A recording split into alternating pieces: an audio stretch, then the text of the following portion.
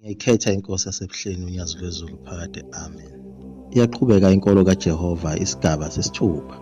Namhlanje sizokhuluma ngokuzaleka kukaShaka Nomzilikazi ukuthi kufana kanjani njengoba kade sisho ukuthi babethunywe uJehova bezingelo seyisuka ezulwini, bethulwe nguye umvelinqangi phela.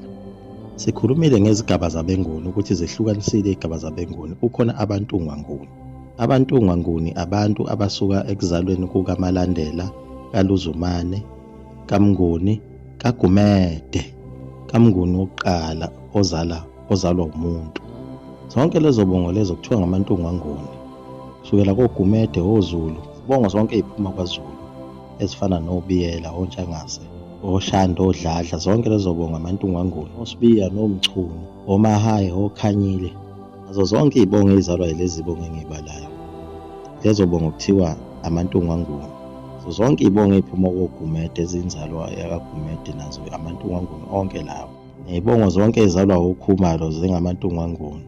Ezala abantu yakwaZungu singayikhohlwa, okuyiyona eyayinkosikazi kaMalandela uyena ozala uQwabe noZulu.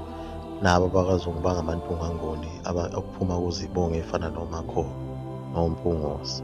Zingamantungwanguni zonke lezo bongo. Bese kuba abasembo. Abasembo yibo laba abasuka eSwazini, njengabo oNdwandwe laba esikhuluma ngabo, noDlamini nabo oMkhizi bayinzala abantu yawo amanguni asembo. oShabalala, oHlongwane, oYikhali, oLudonga, oMavuso nabo abaselangeni basuka khona eSwazini. oMhlongo kuthiwa amalangeni. Bese kuba amalalanguni, oNgcobo, oMbambo, oMdletshe, oMpanza, oMndaba, oMasondo, oLuthuli, oCele, oDube, oGwala, oMaphumulo. Zonke lezo bongo zisuka kaMthetho zingamalala. Bese kuba amaDebenguni, oMntambo, oMdluli, oMdunge, noNtsele.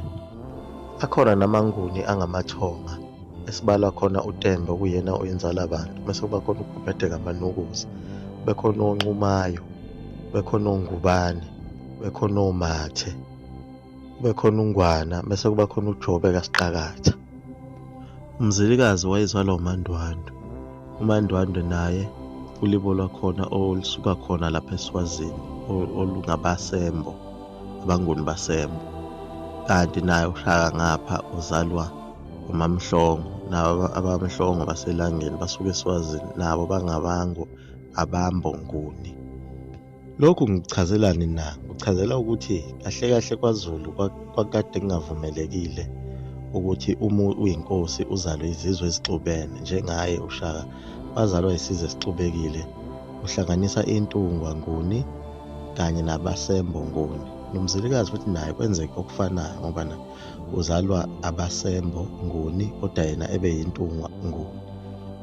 Lolu siko kusayilo futhi usiko lwenziwa kulo iBhayibheli, lapho esithola khona u-Abrahama enqaba ukuthi indodana yakhe u-Isaka iganwe ngabantu baseKhenani. Wayalela inceku yakhe ukuthi iyohamba iyomfunela umfazi ezweni lakubo lapho kukhona khona ulibo labantu bakubo.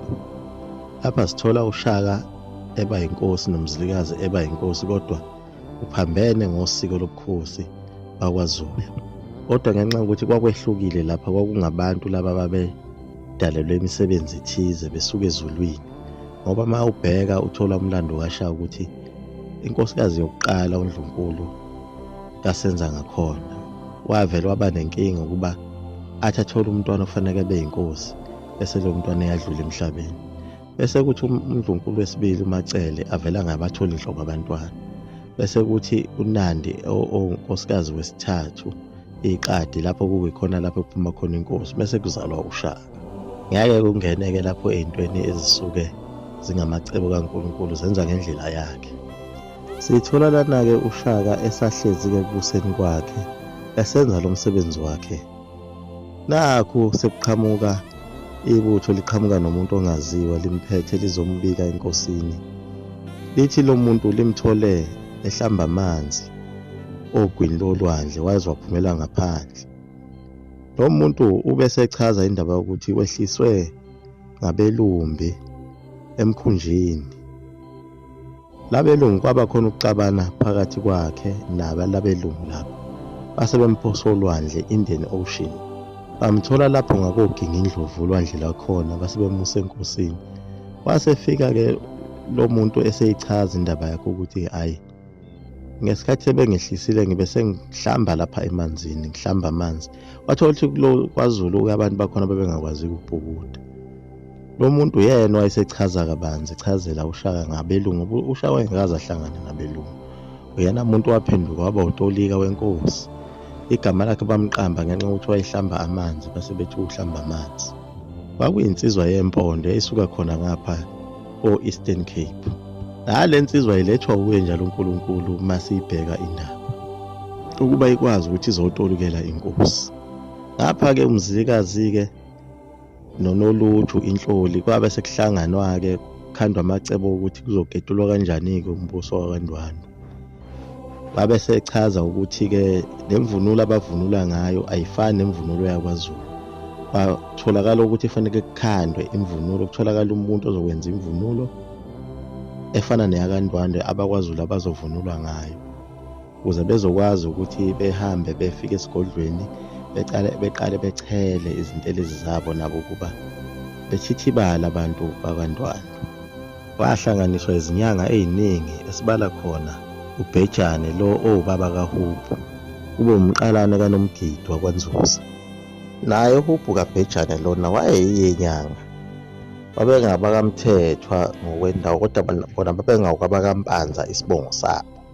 Babamba iqhaza elikhulu khona empini besebenzisa umuthi. Naye ujeqe omnyama njengempisi wayekhona ngokabuthelezi-ke yena isibongo.